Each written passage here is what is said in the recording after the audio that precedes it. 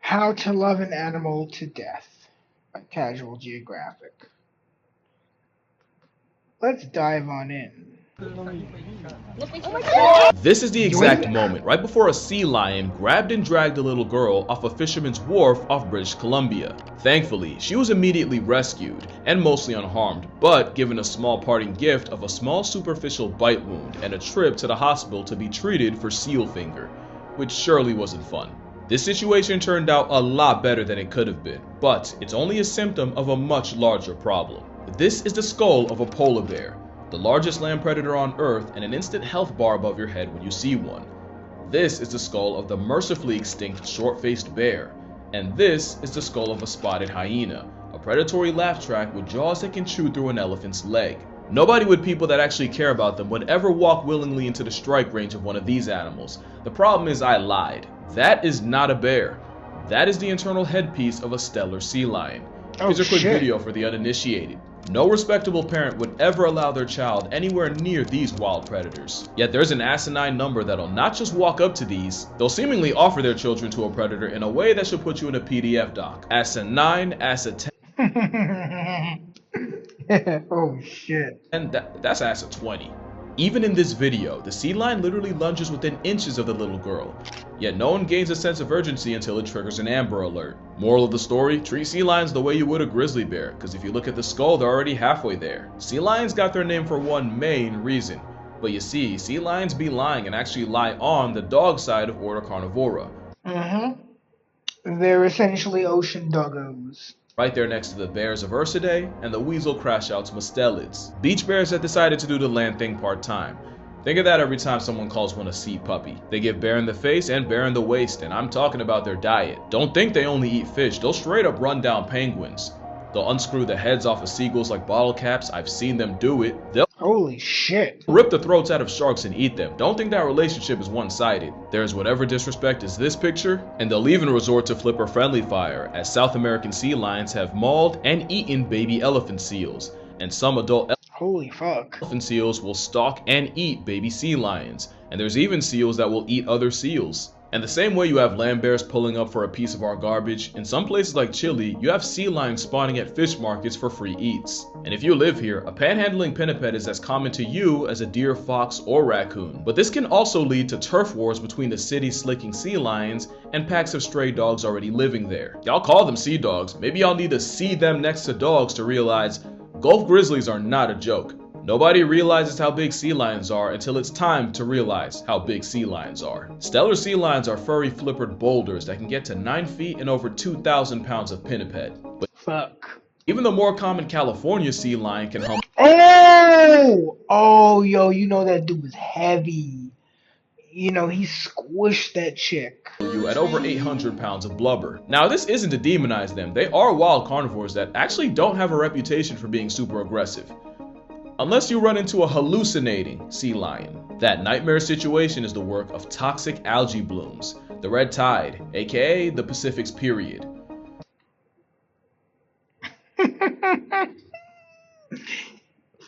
Gross. You know, jokes like that are the reason my audience is only It happens in the Pacific too.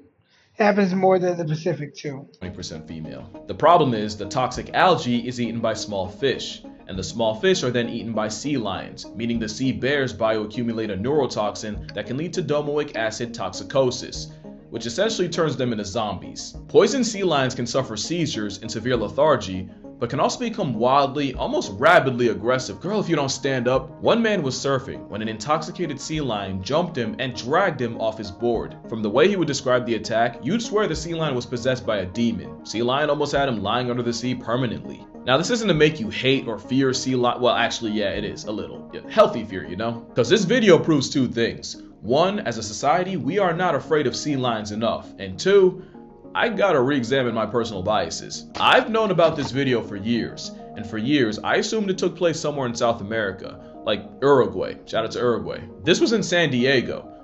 Oh shit. Oh yeah, actually, I know that because I went to San Diego, I went to La Jolla, and y'all do not take sea lions seriously over there. Which proves the third thing. We as a society are not nearly afraid enough of seal finger. And if you're wondering, seal finger is what happens when a sea lion that eats fish for a living without seeing floss or lying on a dentist chair bites you. Just an incredibly painful bacterial infection that can escalate to an amputation. And Oh shit. a hand that appears to be inflated. The chances you catch the seal version of the cheese touch are low.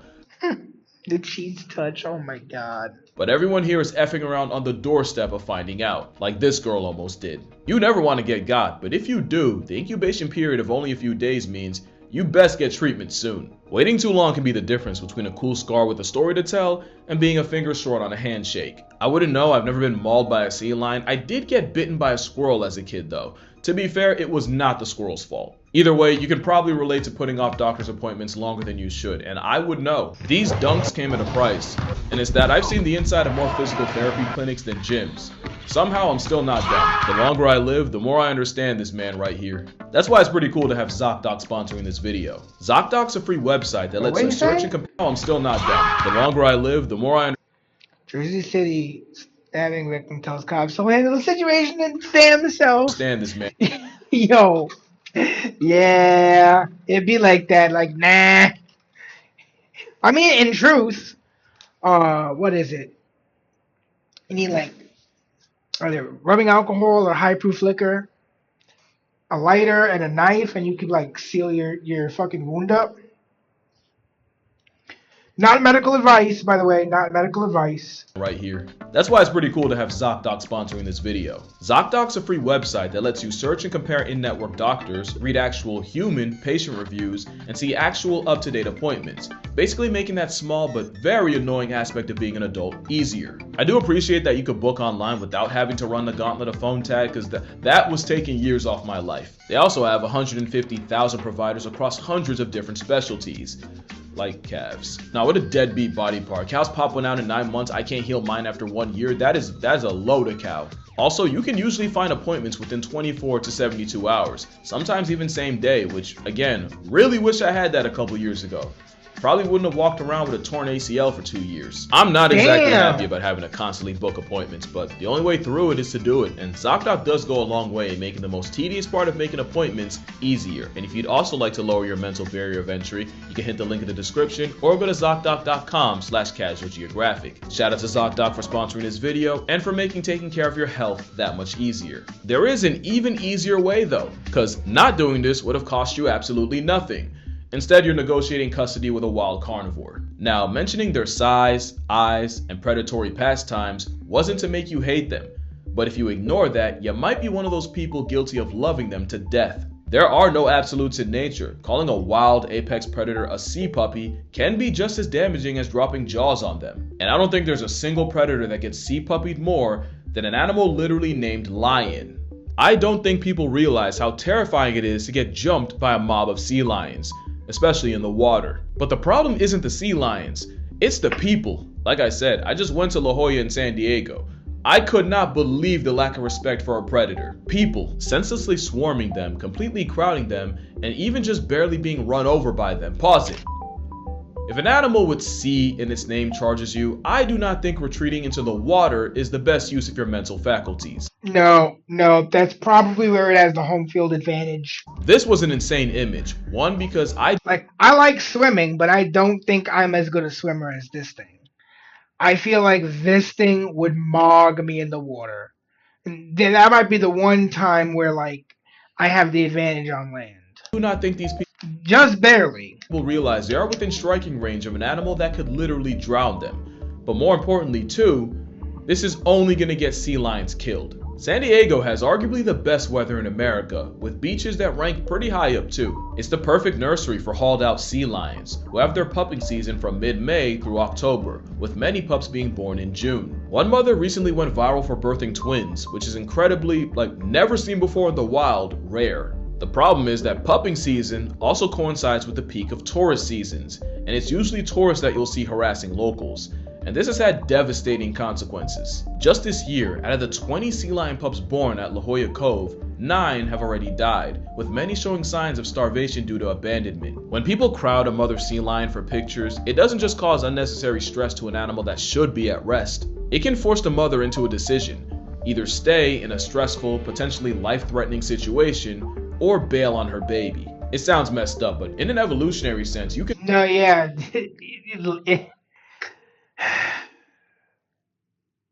There aren't really rules. I mean, there isn't really room in nature for morals. It's about survival. always make another baby. Now, should you die, your baby go, and so does your baby making career. It's why marsupials Yeah, yeah. When you think about it with that kind of cold logic, yeah. You can always make another baby, but if you die, you can't make any more babies. like kangaroos and quokkas will straight up eject their offspring Yeet. as a last resort. The problem is that last resort often leads to sea lion pups starving to death for a picture you could have just taken from further away with a zoom. Like what are we doing? Now, we can't pin all the deaths on people, but at a nearby cove, out of the 25 pups born, so far only 2 have died. So if it was outside factors, you'd expect most, if not all the pups to be in past tense. But for some reason, one beach has way more infant flatlines than the other, and the only difference is La Jolla Cove is open to people. The tragic irony is, it's probably the people that adore them the most, the animal lovers that just can't help themselves from getting close, that are getting the sea lions buried. Basically, seals and sea lions are being loved to death, and it's not just a problem in San Diego. Alright, let's talk about Neil the seal. I am very scared for Neil. Neil is a southern elephant seal whose mother had a problem. In 2020, she was inexperienced and very pregnant. Instead of giving birth on Macquarie Island like up to 20,000 other mother elephant seals, she got lost, possibly in a bad storm, and ended up nearly 1,000 miles off course and had Neil in Salem Bay in Tasmania. In a matter of time and mother's milk, Neil grew up fast and quickly went viral for his blatant disregard for human infrastructure.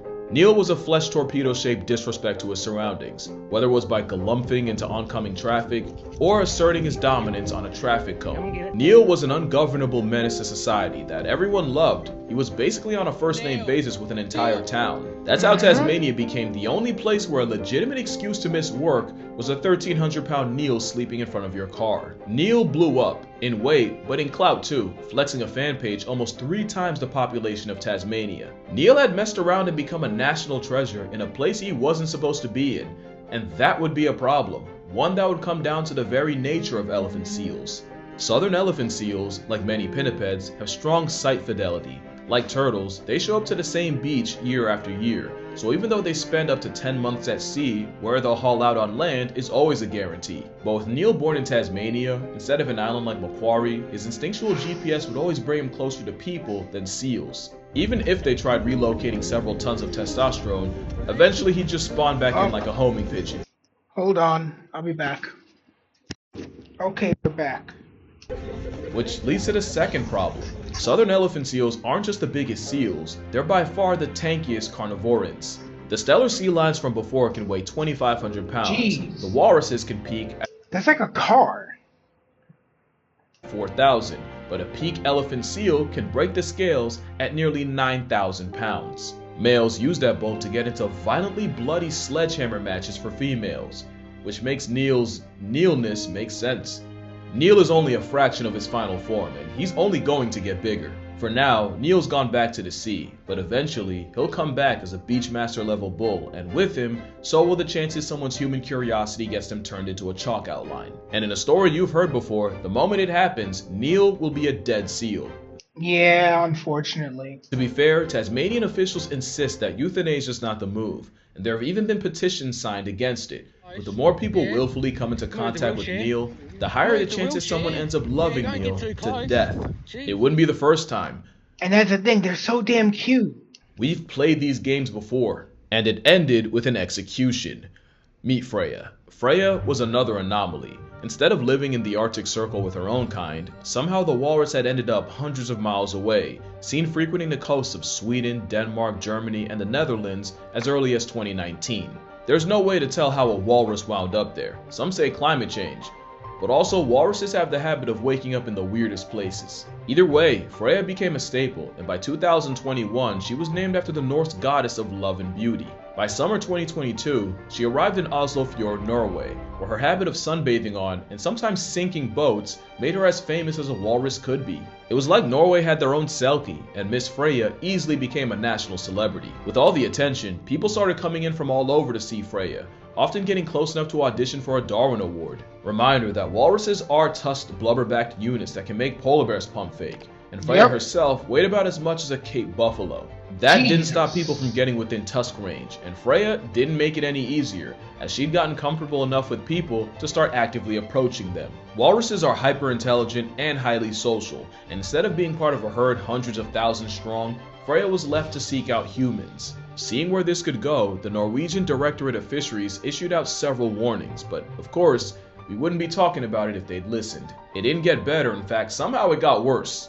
People would continue swarming Freya, would get into the water to swim with Freya, and at one point some started pelting stuff at Freya. Even after Freya started lashing out and even chased a woman into the water, obviously nobody listened. To make it worse, relocation wasn't really an option, mainly because the process of tranquilizing a 600-kilogram animal would legitimately risk drowning her. Freya had become the unmovable object to the growing public's unstoppable force. The situation was untenable, and it was only a matter of time before someone's lack of preservation got them killed. Walruses aren't known to be aggressive, but their size has made them hazards by nature, with one incident in 2016 where a selfie-taking tourist was drowned by one. On August 12, 2022, the Directorate issued its final warning, pleading with the public. And on the night of the 13th, 4 government officials patrolled the marina with a rifle, and come sunrise, Freya wasn't around to see it. Freya never hurt anybody, she never did anything wrong, but because people couldn't just let her live, they ultimately sacrificed her right to.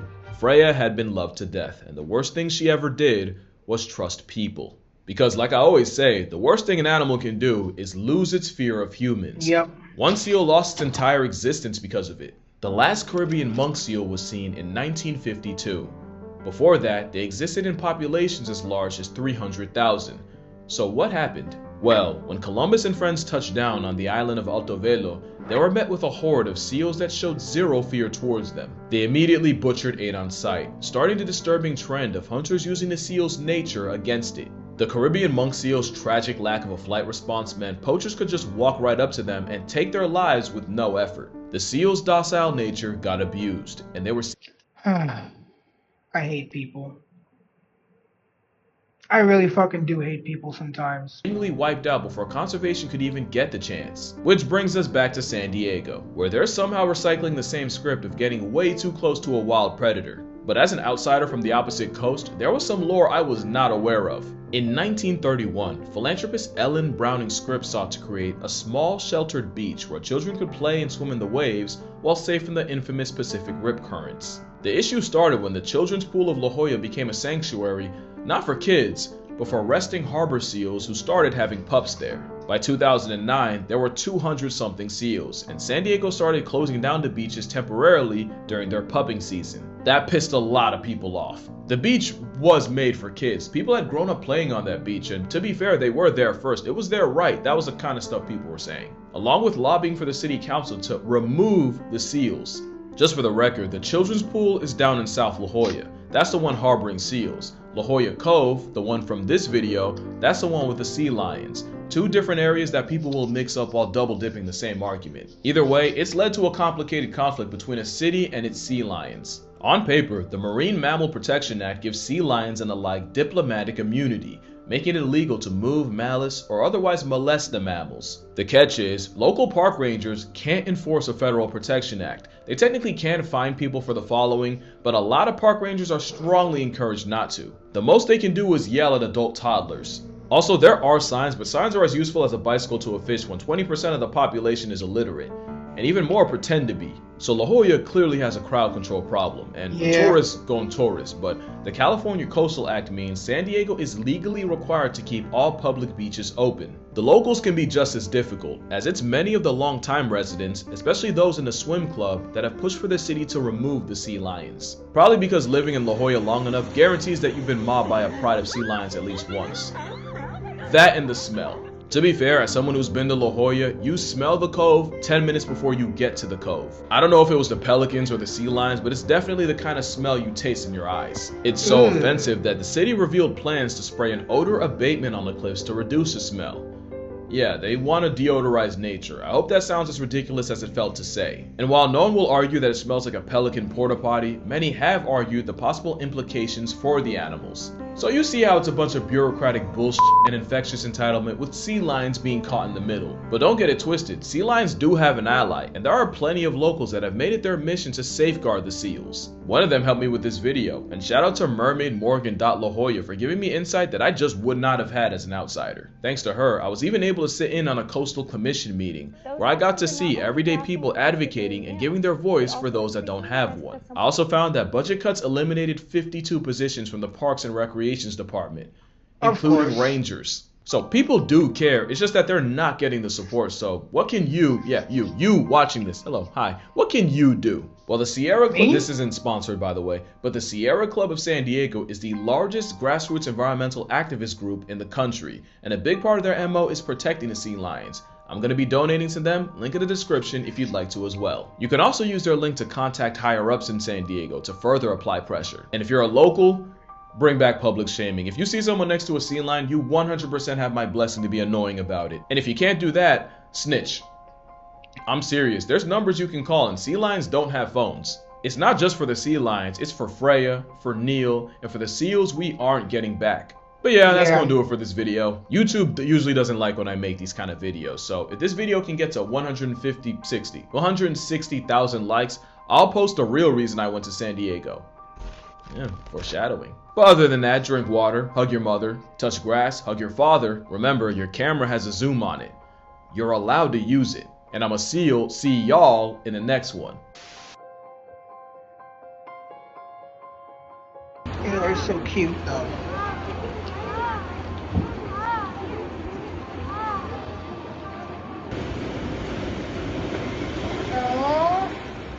They are so goddamn cute.